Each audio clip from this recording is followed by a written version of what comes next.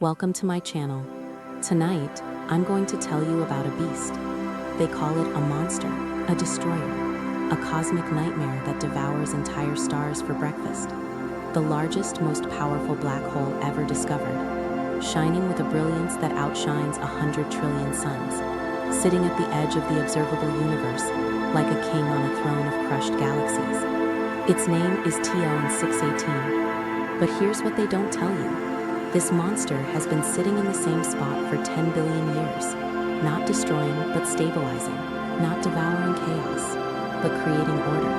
Right now, the sun feels like the ultimate anchor of our lives, a massive burning sphere of plasma that holds the planets in their orbits and dictates the rhythm of our days.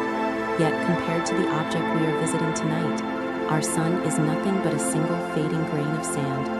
We are traveling to the edge of the observable universe, to a coordinate in the deep sky known as TN618, an object so large it breaks the theoretical models of stellar formation, and so luminous that it outshines the combined light of every star in our galaxy 100 times over. They call it a beast, a monster, a destroyer of worlds, using language that implies malice or danger. But tonight we will strip away the fear to see it for what it truly is. This is a place where gravity is so absolute that it holds the fabric of the universe together. A gravitational well so deep that it stabilizes the surrounding cosmos, like a heavy stone placed in the center of a trembling sheet. We think of black holes as empty voids where matter goes to die, but TN6118 is not a hole. It is a mountain, a towering peak of mass and energy that has stood since the early epochs of the universe, burning as a lighthouse across the dark ocean of time. To comprehend the entity known as TN618, we must first calibrate our understanding of weight, moving away from the terrestrial definition of kilograms and pounds, and shifting our perspective to the astronomical standard of the solar mass. This unit represents the total amount of matter contained within our own sun, a sphere of hot plasma so large that 1 million Earths could fit comfortably inside it, held together by the inward crush of self-gravity, which balances the outward pressure of nuclear fusion. Our sun, for all its life-giving warmth and immense size relative to our planet, is merely a single integer in the grand calculus of the cosmos, a standard candle against which the monsters of the deep are measured. In the center of our own galaxy, the Milky Way, there resides a supermassive black hole known as Sagittarius A star, an object that dictates the orbital mechanics of the stars in the galactic core. Sagittarius A star contains the mass of approximately 4 million suns, a concentration of matter that whips nearby stars around it at significant fractions of the speed of light, demonstrating the terrifying grip of its gravitational potential. However, when we turn our instruments toward the constellation Cain's Venadici and peer into the deep past to observe TN618, the scale shifts so dramatically that the comparison to our local black hole becomes almost negligible. TN618 does not contain 4 million suns, nor does it contain 4 billion suns, but rather the observational data suggests a mass of 66 billion solar masses. 66 billion. To visualize this number is to confront the limits of spatial reasoning. If one were to take every star in the Triangulum galaxy, a spiral system that is a neighbor to our own Milky Way, and crush them all together into a single point, we would still fall short of the mass contained within the singularity of TN618. It is an object that defies the standard classification of supermassive, pushing astrophysicists to adopt the term ultramassive, a designation reserved for the rare giants that sit at the very top of the cosmic hierarchy, acting as the gravitational anchors of the early universe. The existence of such an object creates a profound intellectual knot regarding the formation of structure in the cosmos. The standard model of black hole growth suggests that they begin as the remnants of massive stars, collapsing under their own gravity to form a singularity, with a mass perhaps 10 or 20 times that of the sun, and then growing slowly over billions of years by consuming surrounding matter and merging with other black holes. However, for TN618 to have reached 66 billion solar masses by the time the light we see was emitted, it would have had to feed at a rate that challenges our understanding of the early universe's timeline. This paradox suggests that TN618 may be a direct collapse black hole, an object born not from the death of a star, but but from the direct catastrophic collapse of a primordial gas cloud, a cloud so massive and pristine that it bypassed the stellar phase entirely and collapsed directly into a singularity.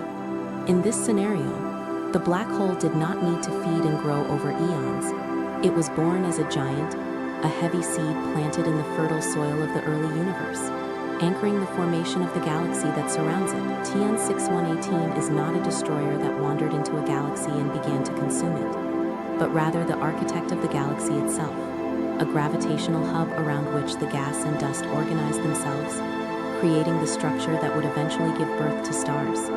This immense mass creates a distortion in the fabric of space-time that is difficult to overstate, creating a gravity well so deep that the geometry of the universe around it is pulled into a shape that resembles a bottomless funnel. According to Einstein's theory of general relativity, mass tells space how to curve, and space tells matter how to move. In the vicinity of TN 618, this curvature is extreme, bending light rays into closed loops and altering the flow of time itself. The gravitational influence of this object extends far beyond its immediate vicinity, dominating the dynamics of the surrounding galaxy and influencing the motion of gas clouds thousands of light years away, creating a sphere of influence that is truly galactic in scale. The immense mass of TN 618 also exerts a profound influence on the space-time around it, creating a gravity well so deep that it produces a significant gravitational redshift, slowing down the vibrations of the light waves as they climb out of the potential well. This effect is a direct manifestation of general relativity, demonstrating that time itself runs slower in the presence of such a massive object, creating a region where the frantic pace of the universe is dilated into a slow, rhythmic pulse. To an observer near the event horizon, the universe outside would appear to speed up, encompassing eons of history in a matter of moments. But from our perspective, the black hole is frozen in time, a relic of the past that refuses to age. When we consider the physical size of the event horizon, the boundary beyond which no information can escape, the 66 billion solar masses translate into a diameter that is staggering in its proportions. The Schwarzschild radius, which is the mathematical radius of the event horizon, is directly proportional to the mass of the object. For a black hole the size of the Sun, the radius is only 3 kilometers, a microscopic pinprick in space. But for TN 618, the Schwarzschild radius is approximately 1,300 astronomical units. To put this into a perspective that aligns with our local geography, 1 astronomical unit is the distance from the Earth to the Sun, a journey that takes light 8 minutes to complete. If we were to replace the Sun with TN 6118, the event horizon would not merely swallow the Earth, Mars, and Jupiter, but it would extend far beyond the orbit of Neptune, beyond the Kuiper belt and deep into the scattered disk where the comets reside. The entire solar system, the stage for all of human history and robotic exploration, would be lost within the deep black sphere of the event horizon, occupying a volume less than 1% of the total capacity of the beast. A photon of light, traveling at the fastest speed possible in the universe, would take nearly a week to cross the diameter of TN 6118, traversing a region of absolute darkness that is larger than the distance between stars in a dense cluster. This boundary, the Schwarzschild radius, defines the sphere of influence from which light cannot escape. It is a sphere of absolute darkness so large that a beam of light would take nearly a week to travel across its diameter. A vast, silent region of space where the laws of causality are suspended and time itself begins to lose its meaning. Inside this boundary, all paths lead inevitably to the center. But outside, in the accretion disk, matter still has a chance to shine, releasing its energy in a final brilliant display before fading from the visible universe. This immense scale introduces a counterintuitive phenomenon known as the density paradox, which is a concept that often brings a sense of calm to the contemplation of these giants. We typically associate black holes with extreme density, imagining matter crushed to a point where physics breaks down. And while this is true for the singularity at the center, the average density of the black hole, defined as its mass divided by the volume enclosed by the event horizon, actually decreases as the mass increases. For a stellar mass black hole, the density is astronomical, far exceeding that of an atomic nucleus, creating a violent tidal environment, where any approaching object would be ripped apart by spaghettification long before it reached the horizon. However, the mathematics of the sphere dictate that volume increases with the cube of the radius, while the mass scales linearly with the radius, meaning that as the black hole grows larger, its average density drops precipitously. If we perform the calculation for TN 618, dividing its 66 billion solar masses by the colossal volume of its event horizon, we arrive at a density that is surprisingly low, comparable to the density of Earth's atmosphere at sea level, or perhaps even less than that of water. This implies that if one could ignore the radiation of the accretion disk and simply float toward the event horizon of TN 618, the passage would be gentle, devoid of the violent tidal forces that characterize smaller black holes, allowing the traveler to drift across the point of no return without even realizing they had left the visible universe. For a small stellar mass black hole, the tidal forces at the event horizon are catastrophic, capable of ripping an object apart through spaghettification before it even crosses the threshold. But for a giant like TN 618, the event horizon is so distant from the singularity that the tidal forces are negligible. If you were to approach the horizon of TN 618 in a spaceship, you would not feel a sudden stretching or crushing force. Instead, you would drift across the boundary in a state of free fall, passing from the universe of light into the universe of eternal darkness, without a physical jolt, crossing a point of no return that is as subtle as a shadow on the water. This low density suggests a kind of ghostly vastness, a region of space that has been cordoned off from the rest of reality not by a hard barrier, but by a gentle gradient of curvature. It transforms the concept of the black hole from a crushing machine into a vast, silent ocean, a region of space that is defined by its tranquility and its permanence. The sheer size of TN 618 acts as a stabilizer, a gravitational anchor that dampens the chaos of the surrounding environment, creating a zone where the frenetic energy of the universe is smoothed out into long, elegant curves of orbital motion. The gravitational reach of 66 billion suns also implies a profound stability in terms of position, as an object of this mass is not easily moved by the gravitational perturbations of passing galaxies or the collision of clusters. While smaller galaxies dance and merge, tossed about by the currents of the cosmic web, TN 6118 sits at the center of its potential well like a mountain, amidst shifting sand dunes, a fixed point around which the rest of the local universe must arrange itself. This immovability contributes to the lighthouse quality we observed earlier, suggesting that TN 618 has occupied its position for eons, slowly accumulating mass, watching the universe evolve from the dark ages of neutral hydrogen to the reionization epoch and into the modern era of star formation. The distance to TN 6118 serves as a buffer, a vast ocean of safety that ensures we can study this extreme physics without ever being subjected to it, allowing us to simulate the conditions of the accretion disk in our computers while remaining comfortably ensconced in the spiral arm of the Milky Way. We are separated from the event horizon by a chasm of space and time so wide that the information we receive is diluted to a harmless stream of photons, a gentle rain of data that lands softly on our telescopes. This separation allows us to appreciate the beauty of the physics without the terror of the reality, viewing the catastrophe of accretion as a serene painting on the canvas of the night sky. We rest in the knowledge of what TN 6118 is, a beacon at the edge of time, a massive, silent anchor that reminds us of the grandeur and the stability of the cosmos we inhabit. As we let the magnitude of this number settle into our minds, we allow it to displace the trivial worries of the day, replacing the small, chaotic anxieties of human life with the vast, orderly silence of the ultramassive. The number 66 billion becomes a mantra, a symbol of the deep, slow time of the cosmos, where events unfold over billions of years and the only urgency is the slow, inexorable pull of gravity.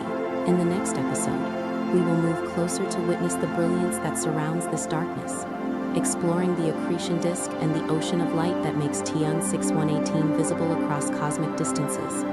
For now, rest in the knowledge of this anchor's immense weight, 66 billion suns holding the fabric of space-time in their eternal grip. Sleep now and drift through the silent geometry of this cosmic giant, knowing that we are safe here, observing from across the ocean of time, protected by the very distance that makes the light so faint. anchored by the knowledge that the universe is vast, ancient, we return to Ton 618, having understood its immense mass and the vast boundary of its event horizon.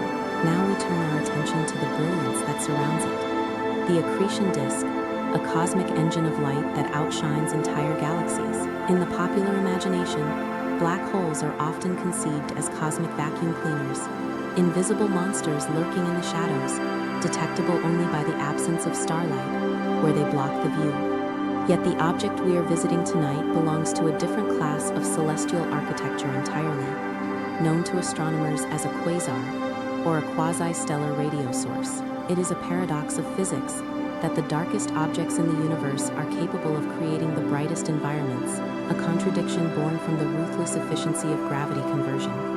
The light we see from Ton 618 is not the gentle thermal glow of a star like our Sun, which produces energy through the steady nuclear fusion of hydrogen into helium, a process that is relatively inefficient and calm. Instead, the light of Ton 618 is generated by a much more violent and efficient mechanism known as accretion, where gas and dust are pulled inward by the irresistible force of gravity, spiraling down toward the event horizon like water circling a drain. As this matter falls, it enters a region known as the accretion disk, a vast, flattening structure of superheated plasma that spins at a significant fraction of the speed of light, creating an environment of extreme friction and magnetic turbulence.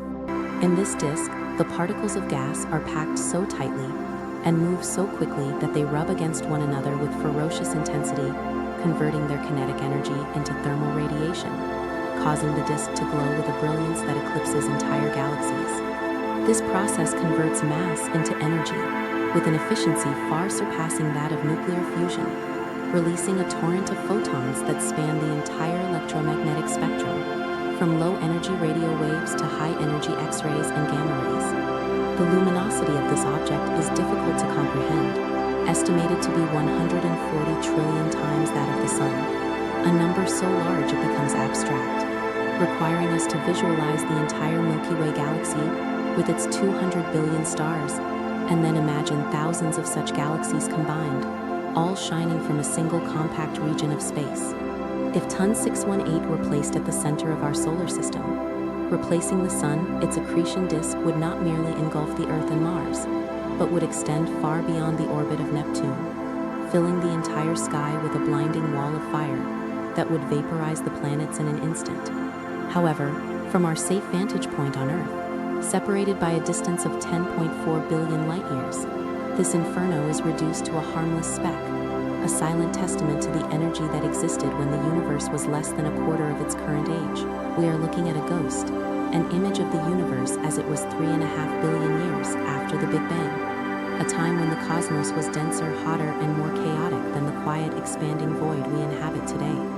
The photons striking our detectors tonight departed the accretion disk of Ton 618 long before the Earth was formed, traveling through the intergalactic medium for eons, passing through the filaments of the cosmic web, dodging galaxies and nebulae, and stretching as the universe expanded, shifting their wavelength from the ultraviolet into the optical and infrared. This phenomenon, known as cosmological redshift, serves as a measure of distance and time, stretching the light waves like a spring as they traverse the expanding fabric of space-time, turning the harsh, high-energy radiation of the quasar into a softer, older light. The accretion disk that surrounds the central singularity is not a chaotic mess, but a highly structured system governed by the laws of magnetohydrodynamics, where the flow of plasma is dictated by the interplay of gravity, viscosity, and magnetic fields. As the gas spirals inward, it carries with it magnetic field lines that become twisted and amplified by the rotation of the disk, creating a magnetic cage that channels the flow of matter and energy. These magnetic fields are capable of launching jets of particles perpendicular to the disk, accelerating electrons and protons to near light speed and shooting them out into the intergalactic void, creating vast lobes of radio emission that can span millions of light years. The friction within the disk is driven by the magnetorotational instability, a complex interplay of magnetic fields and fluid dynamics that transfers angular momentum outward, allowing matter to spiral inward and release its gravitational potential energy. It is this mechanism of energy release that makes Tian 618 so efficient, converting up to 40% of the mass of the infalling matter into pure energy, a stark contrast to the less than 1% efficiency of nuclear fusion in stars. This implies that for every kilogram of matter that falls into the black hole, a significant portion is converted into light, illuminating the cosmos with the dying breath of the consumed gas. This is not a violent destruction, but a transformation, a conversion of matter into information and radiation that travels outward to touch every corner of the observable universe. The accretion disk is not merely a flat ring, but a flared toroidal structure, thick with gas and dust that obscures the central engine from certain viewing angles, creating a dusty torus that absorbs the high-energy radiation and re-emits it as infrared heat. This torus acts as a reservoir of material, slowly feeding the accretion disk and sustaining the quasar's luminosity over millions of years, ensuring that the beacon does not flicker or fade. The sheer size of the accretion disk means that the temperature gradient is vast, ranging from millions of degrees near the event horizon to a few thousand degrees at the outer edge, creating a multicolored spectrum of light that peaks in the ultraviolet but extends into the optical and infrared. This temperature stratification allows different elements to exist at different radii, with highly ionized iron and oxygen atoms surviving in the inner regions, while cooler neutral atoms reside further out. The light from these different regions combines to form the composite spectrum we observe, a layered message that tells the story of the conditions within the gravitational well. As we drift closer in our imagination, shielded by the safety of the theoretical observer, we can begin to appreciate the structure of this light, which is not a uniform glow, but a complex layered emission.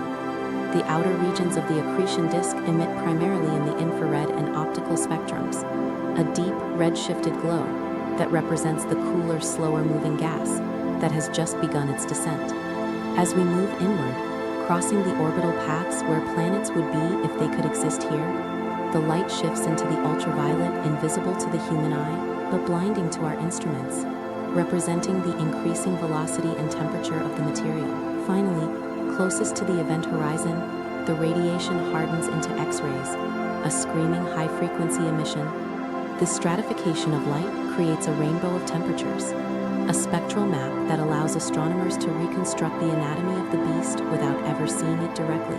Because of this extreme luminosity, the region surrounding the black hole is sterilized of all complexity, reduced to a plasma of fundamental particles where no chemistry can occur and no molecular bonds can hold. It is a realm of pure physics, where the only laws that apply are those of magnetohydrodynamics and general relativity, governing the flow of the charged gas as it whips around the central mass. The concept of the Eddington limit is crucial to understanding why Tian 618 shines so brightly but does not blow itself apart, representing the balance point where the outward pressure of the radiation matches the inward pull of gravity.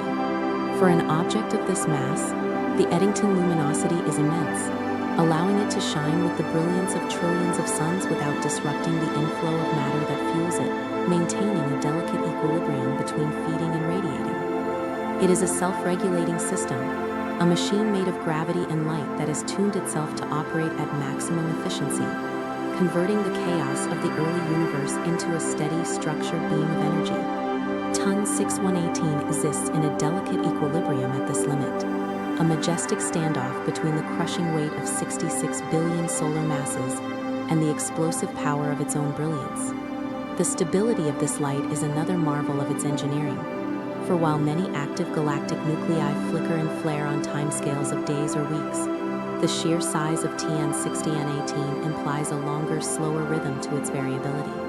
The light we see today is the average of processes that occur over a volume of space larger than our solar system, meaning that any sudden changes are smoothed out, averaged into a steady, unblinking stare. It does not twinkle like a star, nor does it pulse like a pulsar. It simply shines, a constant, unwavering presence in the constellation of Cain's Venatici. This constancy adds to the hypnotic quality of the object, suggesting a permanence that transcends the fleeting lives of stars and civilizations. It is a light that was shining before the first multicellular life emerged on Earth, and it will likely continue to shine long after the sun has expanded into a red giant and consumed the inner planet. There is a profound serenity in contemplating a power source of this magnitude, one that operates without maintenance, without fuel shortages, and without the need for external intervention. The fuel for this engine is gravity itself, the most abundant and reliable force in the universe, ensuring that as long as there is matter to consume, the beacon will remain lit. The stability of this light is remarkable, shining with a consistency that allows us to use it as a reference point, a fixed beacon in a universe where everything is in motion, while the stars in our own galaxy shift and drift over millions of years. The great distance of Tian 618 makes it appear effectively motionless, a celestial anchor that helps us define our own position in space. It is a lighthouse that does not rotate, a steady beam that has cut through the darkness for 10 billion years, outlasting the lives of countless stars and witnessing the collision and merger of entire galaxies. As we drift deeper into the concept of this cosmic giant, we must recognize that its power is not a threat to us, but a necessary component of the cosmic ecosystem, regulating the growth of its host galaxy. The intense radiation and particle jets launched by the quasar heat the surrounding intergalactic gas, preventing it from cooling and collapsing to form new stars, thereby limiting the size of the galaxy and keeping it in equilibrium. In this sense, Tian 6118 is a gardener, pruning the growth of the galaxy to prevent it from becoming too dense and chaotic, maintaining a balance between the black hole and the stellar population. This collimation of the light creates two distinct cones of ionization that blast out into the intergalactic medium, heating the surrounding gas and preventing the formation of new stars in the host galaxy. In this way, Tian 618 acts as a regulator of its own environment, shaping the galaxy that surrounds it, ensuring that the structure remains stable over cosmic timescales. If we were to position ourselves at a safe distance, perhaps a few thousand light years away in the halo of the host galaxy, the quasar would appear not as a point, but as a dazzling diamond-like brilliance that dominates the sky, casting sharp shadows and drowning out the background stars. But from our current vantage point, 10 billion light years away, this inferno is reduced to a gentle whisper of ancient photons, a message from the early universe delivered to our telescopes with the patience of deep time. While we see Tian 6118 as a blazing quasar, it is possible that in the present day, 10 billion years after the light we see was emitted, the black hole has gone dormant, its accretion disk depleted and its jets silenced. It may now be a sleeping giant, a dark invisible sphere of 66 billion solar masses sitting quietly in the center of a dark galaxy, detected only by the orbital motions of the stars that circle it. This thought adds a layer of melancholy to our observation, reminding us that we are looking at a memory, a vibrant image of a youth that has long since faded into the quiet maturity of the cosmos. In our final episode, we will take the journey across the event horizon, experiencing the time dilation and the mysterious interior of this cosmic giant. But for tonight, rest in the glow of this ancient light, a beacon that has traveled 10 billion years to reach us, carrying with it the story of a universe that was young, hot, and full of energy. Sleep now in the knowledge that even the brightest lights in the cosmos operate under the steady hand of physical law, converting chaos into order, darkness into brilliance, and matter into the radiance that illuminates the void. We have seen the mass, we have witnessed the light. Now we take the final step, crossing the event horizon and experiencing the strange, gentle passage into the interior of Tian 6118. This is the journey that no information can return from, the descent into a realm where time bends, where causality breaks, and where the familiar rules of the universe give way to something more profound and eternal. Yet for a black hole of this immense scale, this crossing is not a violent plunge, but a quiet drift into the forever. The immense mass of Tian 6118 exerts a profound influence on the space-time around it, creating a gravity well so deep that it produces a significant gravitational redshift, slowing down the vibrations of the light waves as they climb out of the potential well. This effect is a direct manifestation of general relativity, demonstrating that time itself runs slower in the presence of such a massive object, creating a region where the frantic pace of the universe is dilated into a slow, rhythmic pulse. To an observer near the event horizon, the universe outside would appear to speed up, encompassing eons of history in a matter of moments, but from our perspective, far away and safe, the black hole is frozen in time, a relic of the past that refuses to age. If you were to watch a spacecraft approach the event horizon from a safe distance, you would witness a peculiar phenomenon. As the ship draws closer to the boundary, its clock appears to slow down relative to yours. The light from the spacecraft would shift toward the red end of the spectrum, stretching and dimming, and the movements of the crew, if you could see them, would appear to slow to a crawl. As the ship reaches the exact edge of the event horizon, time dilation becomes infinite from your perspective. The spacecraft appears to freeze, suspended forever at the boundary, its image growing dimmer and redder as the photons struggle to escape the gravitational pull. This is the frozen star effect, a term used by early researchers before the concept of black holes was fully understood. From the outside, nothing ever appears to cross the horizon. It simply freezes at the edge, fading slowly into darkness over an eternity. But from the perspective of the crew aboard that spacecraft, their experience would be entirely different. They would feel no slowing of time, no stretching of their bodies at this stage. Instead, they would drift smoothly across the boundary in a state of freefall, crossing the point of no return as easily as passing through a shaft of sunlight. This is the paradox of the event horizon, an impassable barrier from the outside, yet no barrier at all from the inside. For a small stellar mass black hole, the tidal forces at the event horizon are catastrophic, capable of ripping an object apart through spaghettification before it even crosses the threshold. But for a giant like TN6, if you were to approach the horizon of TN618 in a spaceship, you would not feel a sudden stretching or crushing force. Instead, you would drift across the boundary in a state of freefall, passing from the universe of light into the universe of eternal darkness without a physical jolt. It would be as subtle as a shadow on the water, a crossing so gentle that you might not even realize you had left the visible universe until you turned around and saw that the stars had vanished. This low-density and gentle crossing transformed the concept of the black hole from a crushing machine into a vast silent ocean, a region of space that is defined by its tranquility and its permanence. The event horizon is not a wall, not a membrane, not a physical surface, it is simply the mathematical boundary where the escape velocity equals the speed of light. Inside this boundary, all paths lead inevitably to the center. If you tried to fire your rockets and escape, you would find that even at maximum thrust, even traveling at the speed of light, every possible trajectory curves inward. The future direction of all world lines inside the horizon points toward the singularity, not as a matter of insufficient power but as a geometric necessity of the curved space-time. Once inside the event horizon, the nature of space and time undergo a fundamental exchange. In the normal universe, you can move freely through space but are dragged inevitably forward through time. Inside the horizon, these roles reverse. You can move freely through what was once the time dimension, but you are dragged inevitably inward through what was once the radial spatial dimension. The singularity is no longer a place in space that you might avoid by clever navigation. It is a moment in your future, as unavoidable as next Tuesday. As you drift inward, the volume of space around you begins to contract, not because you are being crushed, but because the geometry of the space itself is collapsing. The singularity at the center represents not just a point of infinite density, but a moment of infinite curvature, a place where the equations of general relativity break down and quantum effects which we do not yet fully understand must take over.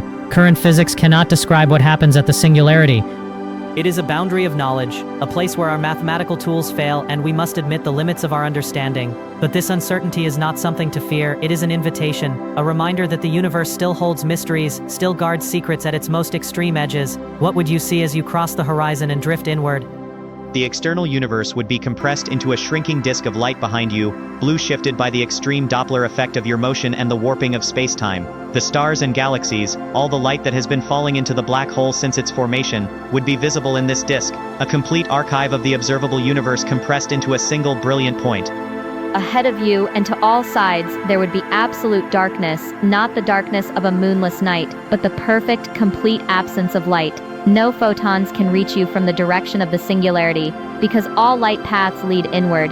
There is no light coming from deeper within to illuminate your descent. You would be surrounded by silence and shadow, drifting through a geometry that is contracting around you, guided only by the inevitable pull toward the center. The journey from the event horizon to the singularity, even for an object as large as TN618, would not take long from your perspective. Despite the enormous size of the horizon, once inside, the collapse of space accelerates, and you would reach the center in a finite amount of proper time, perhaps hours, perhaps days, depending on your trajectory, but never an eternity. At the singularity, our current understanding of physics reaches its limit. General relativity predicts a point of infinite curvature and density, but we know that this prediction signals the breakdown of the theory itself. Quantum mechanics, which governs the behavior of matter at the smallest scales, must play a role here, but we do not yet have a complete theory of quantum gravity that can describe the singularity. Perhaps the singularity is not truly a point of infinite density, but a region of space-time governed by quantum foam, a seething, fluctuating structure at the Planck scale. Perhaps it is a gateway to another region of space-time, a white hole or a bridge to another universe, as some speculative theories suggest. Or perhaps it is simply the end, the final destination of matter and energy, removed from the universe, held in a state that we cannot yet imagine or describe. This uncertainty does not diminish the majesty of the black hole, it enhances it. 6118 is not just a gravitational well, it is a laboratory where the laws of physics are tested to their limits, a place that challenges us to extend our understanding, to develop new theories, to reach beyond the boundaries of current knowledge. We must also consider the origin of the matter that makes up this 66 billion solar mass figure, tracing the genealogy of the particles that are now locked forever behind the event horizon. These particles, protons and neutrons formed in the first few minutes after the Big Bang, were once part of vast gas clouds, pristine reservoirs of hydrogen and helium that floated in the dark void before the first stars ignited. Over billions of years, through the relentless action of gravity and friction, they spiraled inward, joining the accretion flow, shedding their angular momentum and their thermal energy, before finally crossing the threshold to become part of the singularity. In this sense, TN618 is a vast archive of the early universe, a repository of matter that has been removed from the cosmic cycle of birth and death, preserved in a state of timeless suspension. The light we observe from TN618 is the result of this final surrender, a thermal emission from gas that has been heated to millions of degrees by the friction of its own descent. This radiation spectrum is complex, characterized by broad emission lines of hydrogen, carbon, and magnesium, elements that were forged in the cores of the very first stars and then scattered into the void, only to be captured by the gravity of the black hole. The presence of these heavy elements tells us that even in the early universe, the cycle of stellar life and death was already well underway, enriching the cosmos with the chemical building blocks that would eventually form planets and life. When the last star in the universe has burned out and the galaxies have drifted apart into the expanding void, TN618 will remain, a dark, silent sphere of 66 billion solar masses, holding its secrets in the deep freeze of the degenerate era.